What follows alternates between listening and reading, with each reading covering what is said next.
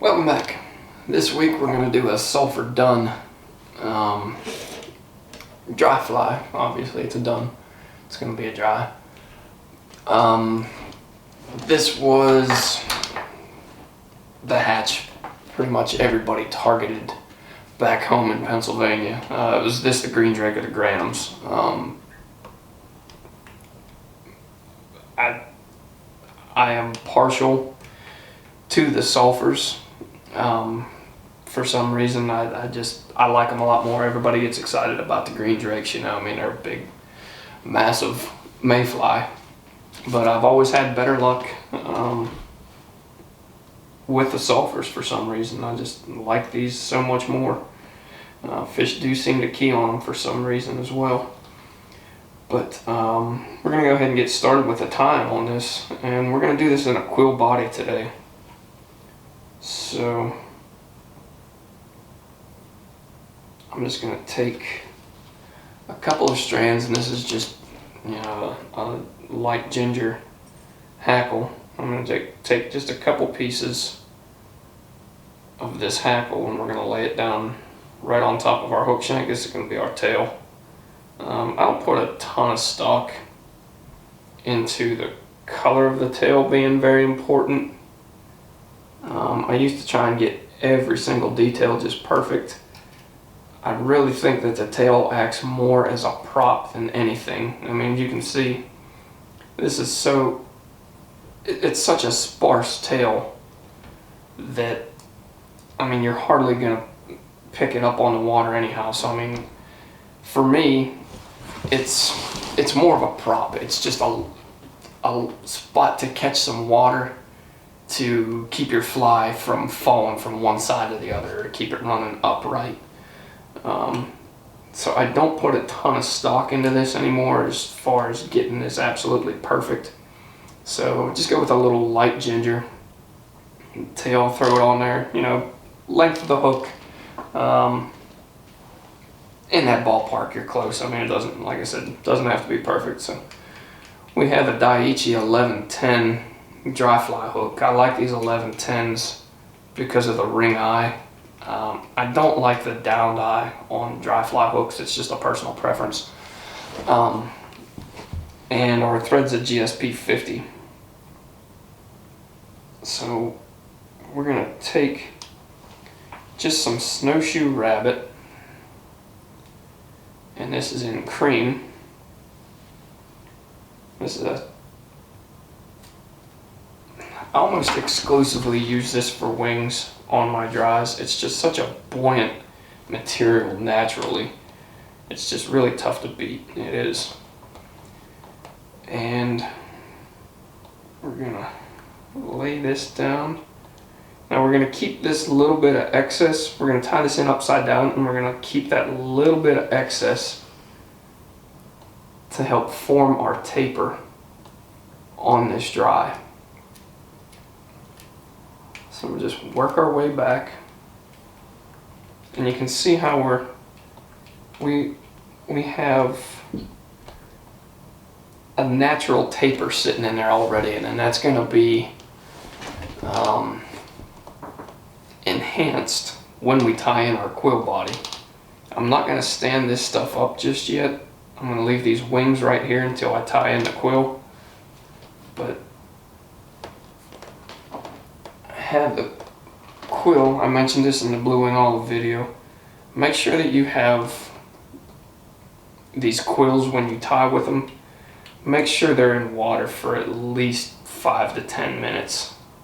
If not, they're dry and they're really brittle. They will snap on you, but when you throw them in some water, they're a little more pliable, a little easier to work with. So this is just like I was saying, a size 14. In the one year when I was living in Georgia, you know, I came home in May to fish the sulfur hatch. And one second before I go on with that story, I'm just going to take a little bit of glue, just a little bit of zap, and I'm going to lay this down on the base. It's just going to help keep a tooth from getting in there and ripping this up. But I came home in May, and my dad and I fished a little Juniata. And anybody that's fished the J knows that these are some schooled trout. I mean, they've seen it all, especially by the time May rolls around. And it had been a couple of years since I had fished it, and the sulfurs came off and the fish were just blowing up the water. I mean, they were jumping everywhere. I think we caught 2 or 3 fish that day, and I was pulling my hair out. I was so mad. I was pissed off. You know, came the whole way from Georgia, and you know, came up there specifically to target the sulfurs while I was fishing, and just couldn't touch any fish. And I'm like, what in the hell is going on? And I looked, and I finally, you know, got over my stubbornness, and I caught a natural. And I looked at it, and I held it up next to my fly, and the natural was a 14, and I had a 16. That's how picky these fish are, and I hardly touched the fish. So was all pissed off and bound and determined to get back to these fish and get some vengeance. The next day, went back at night, tied a ton of 14s up. They started blowing up on the water again, and I don't know how many fish my dad and I caught. I mean, it was just an outstanding day, a day I'll never forget, you know. But it was just that subtle difference, you know, the 14 to 16. And there are 16s that come off on that river after the 14s. They're a little bit darker in the body.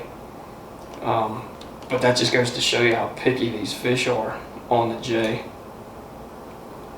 But one size was the difference in catching fish all throughout the hatch or catching no fish. And I got some of that stuff sticking next to my glue here, but we're good. So now what I'm going to do is tie in my hackle next. I've explained this in the other videos, but I undersize my hackle for the Catskill style dry flies. For the parachute, I will oversize them. So I'm going to take about an 18, and I'm just going to tie this in, and it's going to hang off the back until we get everything else set up and ready to go.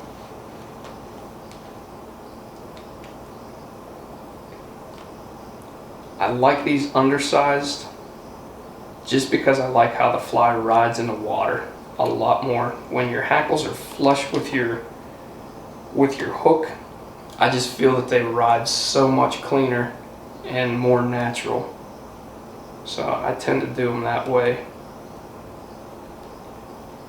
Alright, so we have our hackle laying off the back,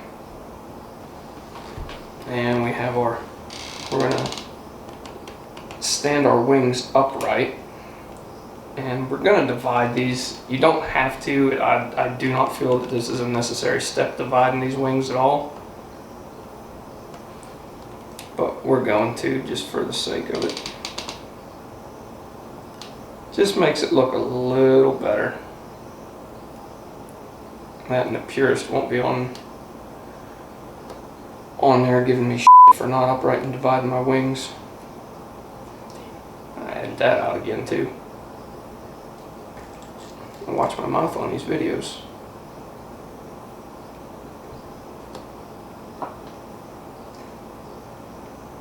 So there we go. I have these upright and divided. And there's a few stragglers in there that we'll trim up before we take the picture of this fly and make it look real pretty. But I forgot my dubbing here. Let me see.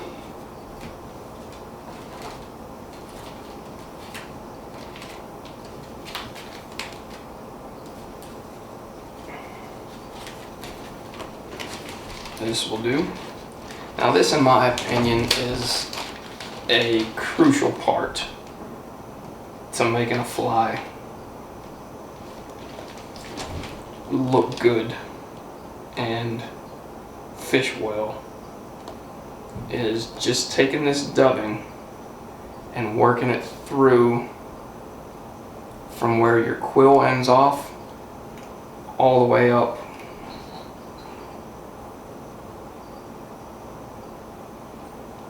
through the body and through the thorax. And this will just cover up a little bit of white, cover up whatever thread color you're using, and it fills it out. And I really think that it allows the hackle to sit a little truer. So I like to do this with all of my dry flies. I just work a little bit of dubbing through there, and I'm going to call that good. Now I'm going to take my wings and have them out of the way, and we're just going to wrap this one wrap in front of the next. We'll go 3 in the back, move our wings back. 4, 5. That one wanted to fall forward on me just a little bit.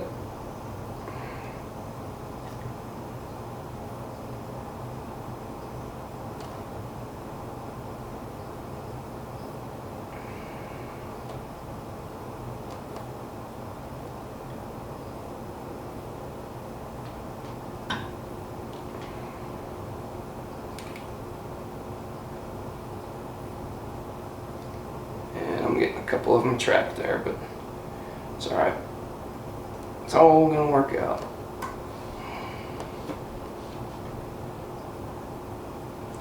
So we're just gonna knock it off.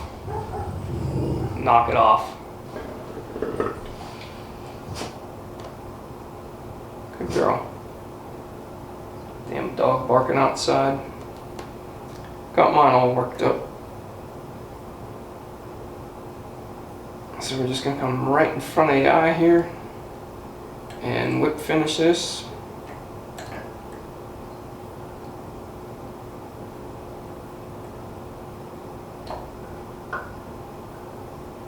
As you can see, my hackle is sparse, and it is right, just a little bit past the gap of my hook. So we're just going to finish dividing these wings a little bit, get rid of some of this junk that's in here. And the last step, because this is a sulphur and they have the grayish wings,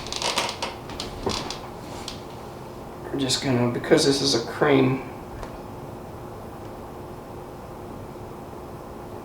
I'm just going to touch these up slightly.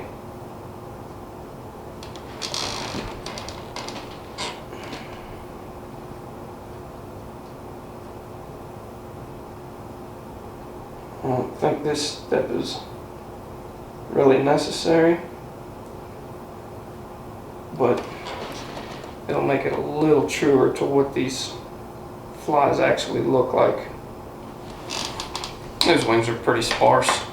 They could have been a little darker, could have been a little thicker, but I lost some of the webbing in the Snowshoe Rabbit, so we're gonna go with this. But there you have it. There is your finished Sulphur Dun. Like I said, the wings could be a little bit bulkier, but we're gonna leave it at that.